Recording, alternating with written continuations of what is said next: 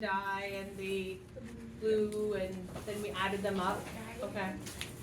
Are we feeling okay? So far, okay? Yeah. The second aspect of that.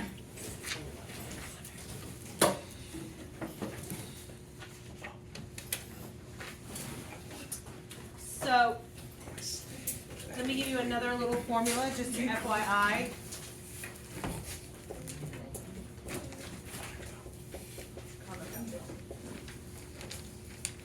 How do you feel like you could rewrite that?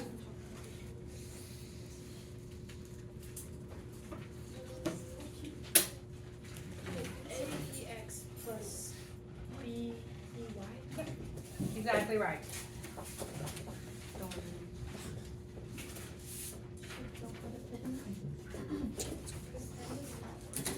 All right, are we cool? Yeah? Feeling good? Okay, good. The second one,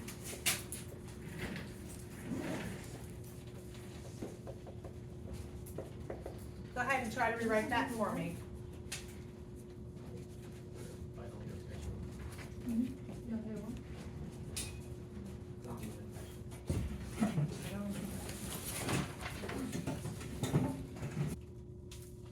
A squared variance x plus b squared variance of y. Yep.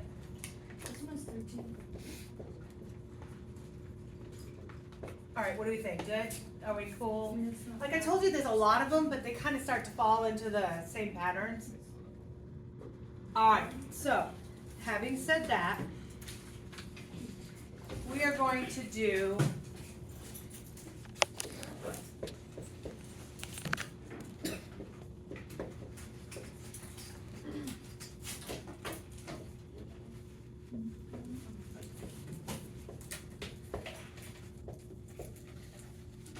and I'm going to tell you that W is equal to X minus Y. And I want to find the expected value of W and the variance of W. Okay, so having said that, does it make sense to first find the expected value of X itself and then find the expected value of Y itself? So we could use those. And also do the same thing with the variance of X and the variance of Y. So before we start to do combinations of them, I'd like you to find the expected value of X, the variance of X, okay, then the expected value of Y, and the variance of Y, if you don't mind. E of X, the variance, E of Y, the variance of Y. I'd like to make sure we're all good. Of X, what is the expected value of X? 2.4. Because you did what times what? 12 times. 12 times 0.2, and you got 2.4. Yes, no, maybe so? Yes? Okay, variance of the X. It's going to be 12 times 0.2 times 0.8. And what do you get? 1.92. 1.92 is correct. And then moving forward to the Y, so it's going to be 2 times 0.8, you get 1.6. Yep. Feeling good? And then last but not least, the variance of this. We all hope we get these types of problems, right? And what do you get for your variance of that? 0.32. 0.32 you said? Okay. Feeling good? Are we cool? Now, how do we go about taking the combination of it, where we're gonna take the expected value of W, which turns out to be, if you think about it this way, the expected value of X minus the Y, right? So let's talk about what that looks like when we start to rewrite it. So it's going to be the expected value of X minus Y. And how do I rewrite that for expected value? Expected value of X, and then, right? And so we're going to subtract, yes? Minus the expected value of Y. We're feeling good. So let's go ahead and find the expected value of W with the given information. The X we found to be 2.4. the expected value of y, we found to be 1.6, and our final answer is 0.8. You say, why do we do this? This is rather easy, Miss Day. I know. The next part is where the little trick comes into play. So we have to kind of really put our thinking caps on here for a second. So what's the next thing that's going to happen for this? So it's for the variance, so it's the variance of x minus y. Rewrite that for me.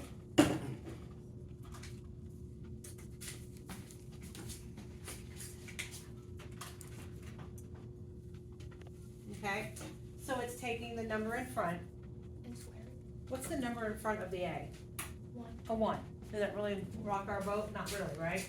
So it's 1 squared, and then the variance of x. What's the number in front of y? It's actually -1, okay? So what's gonna happen now in between? It's gonna be a plus. It is going to be a plus. And that right there is 100% where people kinda veer off course. If you are asked to subtract, the variance always produces a positive in between, because you have to square it.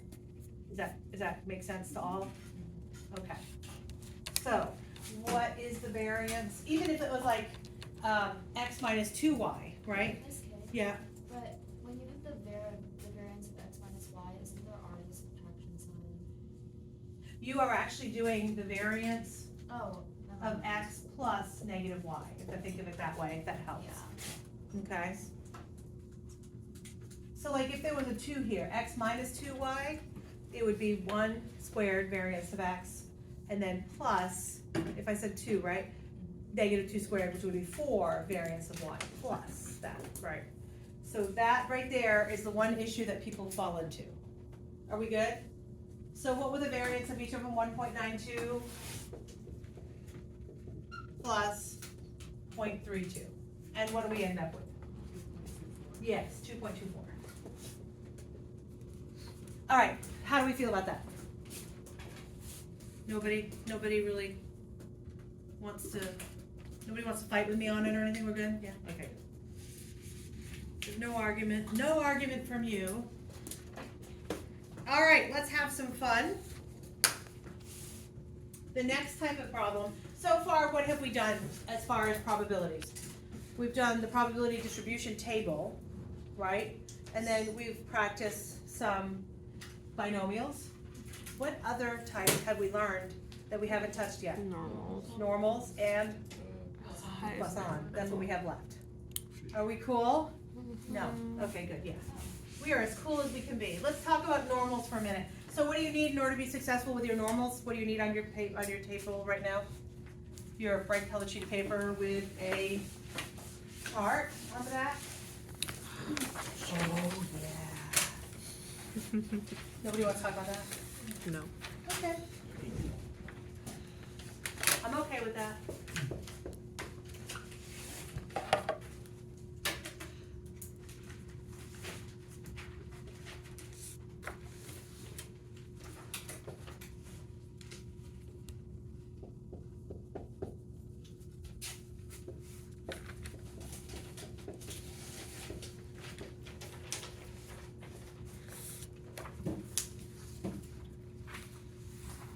Look familiar?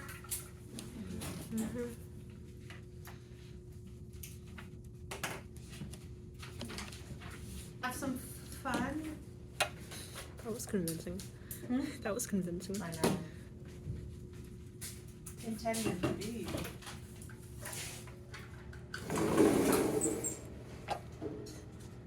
Instead of me having having to read it to you, we're gonna put it up here so you'll see it. I'm gonna try my hand at this thing.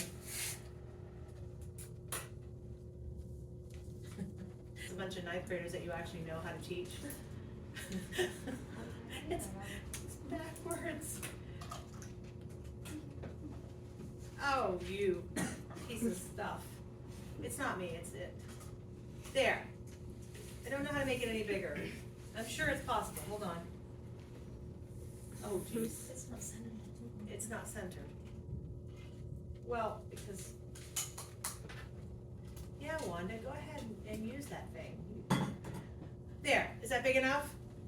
Not so much? Okay. The masses in kilograms of small bags of rice and large bags of rice are denoted by X and Y respectively, where X is normal. What's the first thing they give me with that normal? What's 2.1 representing there? N or mu. Mu. The mean, also known as the expected value. Feeling good? Okay, what is the 0.2 squared representing? The standard deviation squared, also known as the variance. Very good. So they give me the mean and the variance for X. They also give me the mean and the variance for Y. Find the probability that the mass of the randomly chosen large bag is greater than 3 times the mass of the randomly chosen small bag.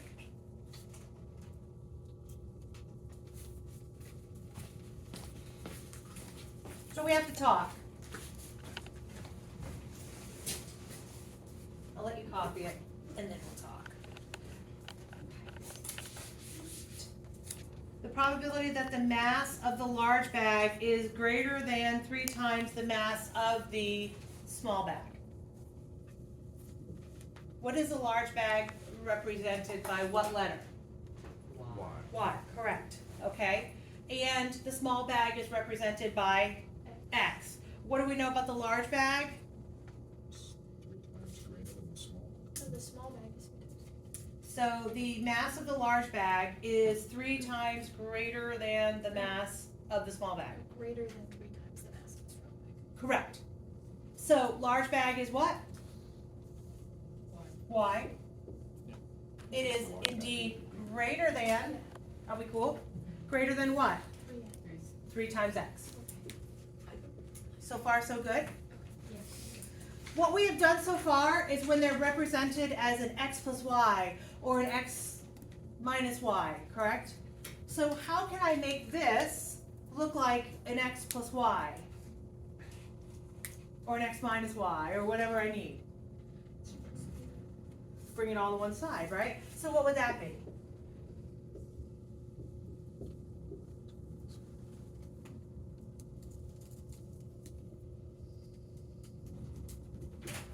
So, they told me that small bag, also known as X, thank you, was it easy? I'm glad to hear it. Is 2.1, oh, I don't need a parenthesis there yet, 2.1 and 0.2 squared, and large bag of rice is going to be my Y, which is normally distributed with 6.6, say it again? Oh, I thought, and 0.4 squared, yes? So, I want to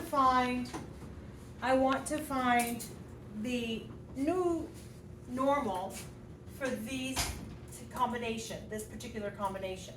So remember, I had it written up there just a second ago. What were the 2 things that make up, you guys told me that if you look on your little thing, my normal is made up of what? My mean and what? Basically my variance. Are we cool there? Okay. So what would my new mean of this combination be? So literally it's going to be whatever my large bag is, Y, with a combination of my small bag, X. So what is the large bag's mean? So we're gonna find our expected value basically of that large, this guy here. So what are we gonna do first? No one? I wanna find the new mean of the combination of the 2. So what is the Y value's mean? Yeah, 6.6. And what am I doing to it to find the other part of the mean? What am I doing to the small value, the small guys? So minus 3 times 2.1. What is the new mean that I'm going to use for this normal? What is it? 0.3 is correct.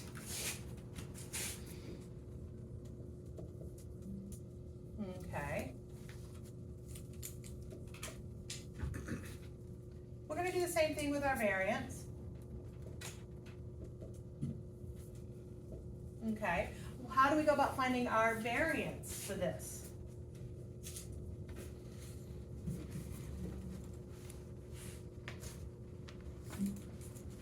Any ideas on how to find the variance of it? What's our typical thing we do to find a variance of something? The mean times 1 minus.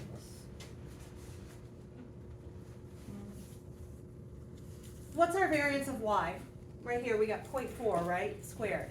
So our variance is gonna be 0.4 squared.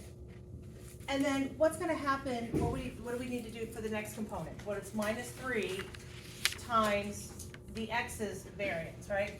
How do we handle the -3 when finding a variance? We square it, and then what does happen in between them? It's plus. We add them. So plus 3 squared, and then what's the actual variance for that x? 0.2 squared. Because, oh, because it's a 0. Literally, we're using the same concept. Okay, clean that up, find me the variance for this thing. Okay, yes or no, are we good or not? We're okay, we found our little equation, we plugged in, expected value just gets plugged in normally, and then our variance we have to kind of work with. Okay, so now we are working with a normal. Remind me for a brief moment, what do these values here that we just got for our normal at 0.3 and 0.52? Literally, what are those things? So we said normal is going to be 0.3 and 0.52, right? And we're looking for our actual equation to be backwards. We're looking for our actual equation to be greater than 0. So how do I convert that to z-score? Does anybody remember that from the past? U minus mu over this So the formula is what? X minus mean over what? Standard deviation. Sweet. Okay, what is x in this case? What are we looking for it to be bigger than? 0. 0. So 0 minus, what's our mean in this case? 0.3. What is our standard deviation in this case? The square root of 0. The square root of the square root of the 0.52. And that is going to be my new z. So find that out for me. Yeah. Negative 0.416. Okay. Once everybody's there, remind us for a moment, we are trying to find that with our mean being 0.3, we're looking for things to be greater than 0. So if I think about it as a normal curve, okay, our mean is at what, 0.3, right? And we're looking for it to be greater than the 0. So where would 0 be the location for this? This way. And we're looking for all of this. Does that make sense? Okay, so if you, hi, Tess. Yes. So if you're looking for negative 0.43, can we do that on here? No. No. What do we look at instead? Positive. Positive 0.4, whatever, 16. So do me a favor, find the positive 0.416. There you go, right here. Thank you. Did I give you two? No, I gave you one really thick piece of paper. Yep. When you go to the positive side, what are you actually finding? You're finding from here back, which is the greater chunk, which is exactly what you're trying to find here. Does that make sense? So when you go in and you find 0.416 and the positive end, you're finding everything behind it, which is that larger chunk of it. And what do you get for that percentage? 66. You got what? I got 66.13. Yeah, so 0.6613. Oh, yeah, I put it. But you do it as a percentage. And does that logically make sense that from negative 416 to the end would be about 66%. So, Where does the mean fall? At what place? the middle. At 50%, right? So if I'm thinking from here forward is 50%, a little less forward would be about 66%. It logically makes sense.